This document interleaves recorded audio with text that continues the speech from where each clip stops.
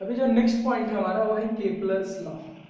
Kepler's law, yes. और इसको हम बोल सकते हैं Kepler's law of planetary motion, क्योंकि यहाँ पे केपलर ने प्लैनेट्स को इमेजिन करके इन लॉ को समझा है। ओके, ठीक है।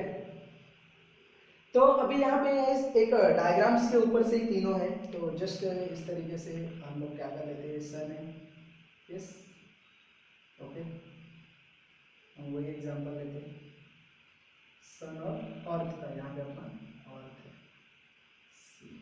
Like that is our earth, बराबर है। ओके, अभी अर्थ क्या कर रहा है, मूवमेंट कर रहा है, इस तरीके से हम अर्थ का मूवमेंट, और ये इस तरीके से, यस। सो यहाँ से केपलर का लॉज आता है, तो जो फर्स्ट लॉ है जिसको हम लोग बोलते हैं केपलर्स फर्स्ट लॉ, ओके। और इसका नाम है, इसका दूसरा नाम है, ये आपके टेक्स्ट बुक में दिया है, और करके लॉ ऑफ ऑर्बिट, ठीक है। इस तरीके से इनके दो दो नाम हैं, तो आप ध्यान में रखिए। यस, पहला क्या है, केपलर्स फर्स्ट लॉ और लॉ ऑफ ऑर्बिट। मतलब केपलर ने यहाँ पे क्या देखा है, क्या एक्सपीरियंस किया है, क्या ऑब्जर्व किया है कि जो सन है, अभी हमारा सोलार सिस्टम है, बराबर है, तो सोलार सिस्टम में सब अलग अलग टाइप के प्लैनेट्स है, और वो सारे के सारे प्लैनेट्स सन के अराउंड घूमते रहते हैं, बराबर है, यस। तो केपलर का जो फर्स्ट लॉ है, जिसको लॉ ऑफ ऑर्बिट बोला गया, तो केपलर ने बोला है कि जितने भी प्लैनेट्स हैं, अभी हम यहाँ पे अर्थ ले लेते हैं, ठीक है, प्लैनेट ही वर्ड लिखेंगे, सारे प्लैनेट सन के अराउंड रिवॉल्व होते हैं, बट वो एलिप्टिकल ऑर्बिट में होते हैं। कौन से ऑर्बिट में होते हैं, एलिप्टिकल ऑर्बिट, ओके। मतलब जब ये घूमते घूमते घूमते अगर हम लोग देखें तो अपना कैसा मानना है कि गोल गोल ऐसा बनेगा, बराबर है, बट एक्चुअली वैसा नहीं है। केपलर ने क्या बताया कि हर एक प्लैनेट सन के चारों ओर बाजू में, ओके, वो एलिप्टिकल ऑर्बिट में घूमता है। क्लियर है, यस, ओके। और क्या होता है, एलिप्टिकल ऑर्बिट में घूमता है, और जो सन है वो एक एलिप्स का एक फोकाई जैसा काम करता है। What is the meaning of foci, ellipse means what guys, तो अंडे का शेप का, सी, अंडा शेप, इसको हम लोग एलिप्स बोलते हैं। क्या बोलते हैं इसको, एलिप्स, ओके, क्लियर है, ठीक है। बात अभी ठीक है, अभी ये एलिप्स और बेटर कब समझेगा, जब तुम्हें सर्कल, अभी देखो बात, सर्कल हम लोग क्या करते हैं, इस तरीके से हम सर्कल ड्रॉ करते हैं, बराबर है, और सर्कल में एक सेंटर रहता है, इस सेंटर पे से एक रेडियस कंसीडर करके गोल गोल घुमाओ तो हमको क्या बनता है, सर्कल बनता है, बराबर है। बट यहाँ पे ऐसा नहीं आता है, यहाँ पे ना इसके दो सेंटर आते हैं एलिप्स के, समझ में आ रहा है, और उन दोनों सेंटर्स को हम लोग एक नाम से बुलाते हैं, दैट इज फोकाई। मतलब ये जो आपका डायग्राम बना है, एक सेंटर लेके नहीं बना है, बन सकता है, क्या पॉसिबल है, क्या नहीं। हम लोग ज्योमेट्री एक बार इधर से इतने ऐसे कर्व को बनाते हैं, और वो डिस्टेंस लेके, और फिर इतने से ऐसा, तो हमारा एलिप्स बनता है। तो केपलर ने ये फर्स्ट लॉ में क्या बोला है, केपलर ने क्या बोला है कि हर एक प्लैनेट सन के चारों बाजू में, मतलब सन के अराउंड एलिप्टिकल ऑर्बिट में रिवॉल्व होता है, और उसमें जो सन है it act as one of the foci, दोनों में से कोई एक फोकाई, मतलब हमारा सन यहाँ पे भी रह सकता है कि वह यहाँ पे भी, ठीक है। चलिए मैं एक काम कर देता हूँ, सन को ऐसे ले लेता हूँ, मतलब आपको ज्यादा बेटर समझेगा, ठीक है, yes. So this is our sun. तो सन इस तरीके से एक फोकाई जैसा क्या करता है, काम करता है, अंडरस्टूड। तो होप सबको समझा रहेगा क्या बताना है। हर एक प्लैनेट सन को चारों तरफ एलिप्टिकल ऑर्बिट में घूमता है, और सन उसमें से कोई तो भी एक फोकाई जैसे काम करता है। इधर मैंने आपको एक्सप्लेन किया है कि क्यों एक फोकाई बोला गया है, क्योंकि एलिप्स के दो फोकाई रहते हैं, अंडरस्टूड। तो चलिए हम लोग वही ले लेते हैं, the orbit of a planet, या every planet revolve around the sun in elliptical orbit, okay, elliptical orbit में घूमता है, okay, with the sun at one of the foci, with the sun sun, क्या दिया है यहाँ पे वो, at one of the focus, तो ये ध्यान रखो। So this is the first law, Kepler's first law of planetary motion बोलते हैं। क्यों आप इसको हम लोग क्या बोलेंगे, लॉ ऑफ ऑर्बिट बोलेंगे। यस, तो ये ध्यान में रखो, ठीक है। ये डायग्राम कंपलसरी आना चाहिए, ये तुमको ध्यान में आया करके मैंने यहाँ पे समझाया, ठीक है। नेक्स्ट है हमारा केपलर सेकेंड लॉ। ओके, दूसरा second law, Kepler's second law. Okay, इस केपलर सेकेंड लॉ क्यों है, इसका दूसरा नाम क्या है, लॉ ऑफ एरियाज या लॉ ऑफ एरिया। ओके, तो इस तरीके से इसके दो नाम है अपने टेक्स्ट बुक में, केपलर सेकेंड लॉ। मतलब ये आपको 10th में इंट्रोड्यूस किया गया, तो इसके लिए इसको ज्यादा डीप में या ऐसा कुछ ये करके नहीं दिया, just Kepler first law, Kepler second law, Kepler third law, इस तरीके से दिया है, ठीक है। अब इधर देखो होता क्या है, सी, चलिए मैं यहाँ पे डायग्राम ले लेता हूँ और फिर आपको एक्सप्लेन करता हूँ। तो वो सेकेंड लॉ क्या बोलता है, सी, ये इस तरीके से हमारा एलिप्स बन रहा है, इधर पे हमारा क्या है, अर्थ है, बराबर है, इधर पे हमारा क्या है, सन है। यस, और ये सर लो, ठीक है। ओके, चलो मैं अर्थ को थोड़ा सा छोटा कर देता हूँ क्योंकि मेरे को बार बार अर्थ बनाना है, तो मान लो यहाँ पे अपना अर्थ है। ओके, अब हम लोग चलो एग्जाम्पल लेते हैं, मॉर्निंग के 9 बजे 9 AM हम लोग का अर्थ और सन इधर का, बराबर है, क्लियर है। ओके, 9 बजे यहाँ तक का ये डिस्टेंस है, चलो मैं ऐसा लिख देता हूँ 9 AM। ओके, यहाँ पे अभी क्या हो गया, 11 बजे ना वो यहाँ पे पहुँच गया, ये 11 है, बराबर है, ठीक है। यस, तो इसने जो एरिया स्वीप किया या ट्रेस किया, हम इसको स्वीप बोलते हैं और क्या बोलते हैं, और ट्रेस बोलते हैं, ये हमारा एरिया हो गया, ठीक है। हम लोग ने ये एरिया फाइंड आउट किया, चलो कुछ तो भी आ गया। चलिए मैं ऐसा एक एग्जांपल के लिए मैं मान लेता हूँ, मान लीजिए जस्ट एक एग्जांपल है ये, जिसमें इसने एरिया जो ट्रेस किया है, मान लीजिए 1000 किलोमीटर या 1000 square kilometre. Okay, 1000 square kilometre, या ठीक है कितना भी मान लो, ये एक्चुअली इससे बहुत ज्यादा रहेगा, बट जस्ट मैं आपको एग्जांपल के लिए दे रहा हूँ, एक वैल्यू ऐसे पकड़ा जो समझे। तो 9 से मैंने क्या किया, 9 बजे क्या किया, सन और अर्थ के बीच से एक लाइन ड्रॉ किया, फिर वो उस ऑर्बिट को, उस पाथ को पकड़ते हुए मैंने 11 बजे देखा तो मेरा अर्थ यहाँ पे पहुंच गया, बराबर है, ठीक है। अब मैंने क्या किया गाइस, छोड़ दिया, अब मैं 3 बजे मतलब इवनिंग के 3 o'clock पे देखा तो मेरा अर्थ यहाँ पे था। यस, ओके, तो मैंने इसको ज्वाइन कर लिया, ये कितने बजे का था, 3 PM, बराबर है। और उसके बाद क्या किया मैं, अभी 2 घंटे के बाद ना टाइमिंग सेम, मतलब इन दोनों के बीच का गैप 2 आवर है, तो यहाँ पे भी गैप कितना होना चाहिए, 2 आवर ही होना चाहिए।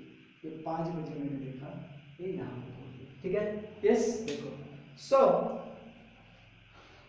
ठीक है भाई, इस एरिया को मैंने क्या कर दिया, कवर कर दिया। और तो वहां पे केपलर ने क्या ऑब्जर्व किया, अब ये बहुत दिन का मतलब ये एक्सपेरिमेंट है, साइंटिस्ट लोगों ने किया है, कितने तो 20 साल लगने के बाद ये सब चीजें एग्जैक्ट अपने को पता चलती है, बराबर है।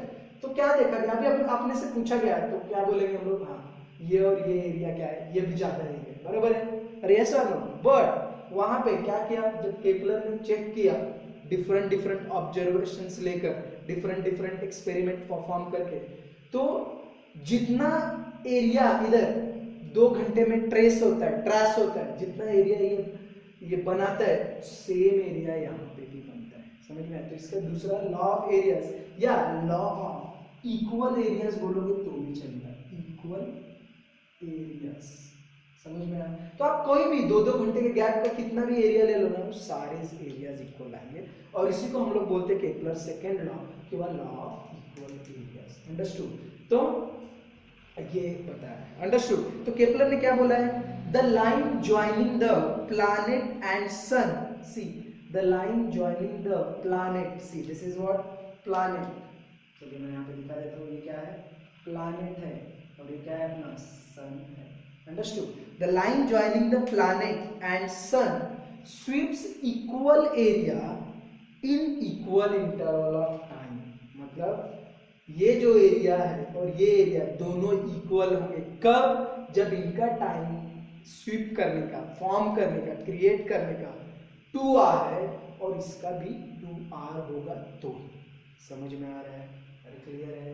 यस, सबको ध्यान में आ रहा है? होप सबको समझता रहेगा। ओके, क्या बोला उसने? The line joining the sun and planet sweeps equal area in equal interval of time. तो चलिए उस स्टेटमेंट को हम लोग लिख लेते हैं।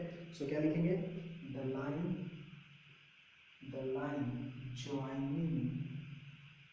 joining the planet and the sun, the planet and the sun sweeps, okay, sweeps equal area in equal interval of what time. ठीक है, मैंने सबको यहाँ पे समझा दिया, बता दिया, बराबर है? यस, तो ये पहला लॉ हो गया, ये दूसरा लॉ हो गया, बराबर है? अब last one is third law, जिसको के प्लस थर्ड लॉ बोलते हैं, क्यों? इसको हम लोग लॉ ऑफ टाइम भी बोलते हैं। ओके, या लॉ ऑफ पीरियड ऐसा ही बोल जाता है। तो चलिए मैं यहाँ पे हेडिंग डाल देता हूँ, के प्लस थर्ड लॉ, के प्लस कौन सा लॉ? Third law. ओके, इसका दूसरा नाम बोलो और करके लॉ ऑफ व्हाट? पीरियड। ध्यान रखिए। यस, तो इस तरीके से अब यहाँ पे एक एक्सप्रेशन है, उसके ऊपर से ये क्या बोला गया है? टाइम का square is directly proportional to radius का क्यूब। क्लियर है?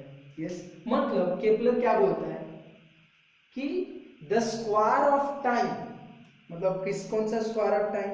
यस, ये देखिए, ये प्लैनेट है, ये रिवॉल्व हो रहा है, बरोबर है? और प्लैनेट सन के चारों एलिप्टिकल ऑर्बिट में घूम रहा है, बराबर है? यस, तो इसको हम लोग बोलते हैं पीरियड ऑफ रिवॉल्यूशन। क्या बोलते हैं इसको? पीरियड ऑफ रिवॉल्यूशन, मतलब वो घूमने का टाइम। यहाँ पे गाइस पीरियड वर्ड क्यों यूज किया है? क्योंकि वो चीज एक वक्त के बाद बार बार रिपीट हो रही है। जैसे अभी अपना अर्थ कितने टाइम के बाद? 24 घंटे में कंटिन्यूअस क्या होता है? रिपीट होते रहता है। नहीं 24, सॉरी, और ये सन का कंप्लीट करने के लिए कितना अपने को, उसका अर्थ को अपना एक रोटेशन का कंप्लीट करने के लिए 24 आवर लगता है, बराबर है? यस, और पूरा सन का एक रोटेशन कंप्लीट करने के लिए 365 डेज, जिसको हम लोग 1 ईयर बोलते हैं। तो ये 1 साल, तो ये जो ये पाथ है वो साल भर के बाद रिपीट होता है, फिर रिपीट होता है, तो इसके लिए वहां पे पीरियड वर्ड बोला गया। ओके, कोई भी चीज एक वक्त के बाद बार बार वही रिपीट होती है तो पीरियड। यस, तो इसको बोलेंगे है घूम रहा है तो, और वो वक्त लग रहा है, तो इसको हम लोग बोलेंगे पीरियड ऑफ रिवॉल्यूशन, बरोबर है? तो उसने क्या बोला है? The square of its period of revolution, the square, देखो T means period of revolution, ये पावर 2 है, तो इसके लिए क्या हो गया? Square. The square of period of revolution is directly proportional to the cube of okay, या the cube of mean distance. यहाँ पे हमारे टेक्स्ट बुक में मीन डिस्टेंस वर्ड यूज किया गया है, आर को, the cube of mean distance of a planet from the sun. Just ये एक्सप्रेशन ध्यान में रखो, इजी में लिख सकते हैं। क्या? टी म्हणजे पीरियड ऑफ रिवॉल्यूशन, आर म्हणजे मीन डिस्टेंस, ये मतलब डायरेक्टली प्रोपोर्शनल, ये क्या है? स्क्वायर, ये क्या है? क्यूब। जस्ट स्टेटमेंट फ्रेम करना, the square of period of revolution of a planet is directly proportional to the cube of mean distance of a planet from the sun। तो चलिए just हम लोग लिख लेते हैं। तो ये जो एक्सप्रेशन है एक्चुअली स्टेटमेंट के बाद आना चाहिए आपका, तो हम वैसे जाएंगे। The square of its period of revolution, the square of its period of revolution around the sun is directly proportional to, क्या यहाँ पे बोला उसने? the cube of the mean distance, the cube of distance, cube of the mean distance of a planet from the sun. Yes, okay बस, तो क्या आ जाएगा यहाँ पे t का square is directly proportional to r cube. आप इसको ऐसे भी ले सकते हैं, यहाँ पे हमारे टेक्स्ट बुक के हिसाब से उस कांस्टेंट को k मान लिया गया, तो हम ऐसा लिख सकते हैं therefore t square is equals to k, पता है ना जब डायरेक्टली प्रोपोर्शनल टू साइन हटता है तो क्या आता है, so therefore t square on r cube is equals to k। तो यहाँ पे ये जस्ट ध्यान में रखो, ये दिया करके मैं तुमको जस्ट समझाने के लिए, कभी क्या होता है ये रिलेशन यूज किया जाता है, ओके। तो इसके लिए तो यहाँ तक कि जब सिर्फ केपलर्स लॉ बता रहा पूछा है तो यहाँ तक ही ध्यान में रखो, और अगर इस तरह के सम्स वगैरह में आए तो हमें ये दो बातें भी ध्यान में रखनी। तो that is Kepler's law of planetary motion, IMP part है ये, आपको 3 मार्क्स के लिए पूछा जाएगा एग्जाम्स में। तो जब भी पूछेगा इतना ही लिखो जितना मैंने बोर्ड पे दिया है, आपको फुल मार्क्स मिलेगा। सेम ऐसे डायग्राम ड्रॉ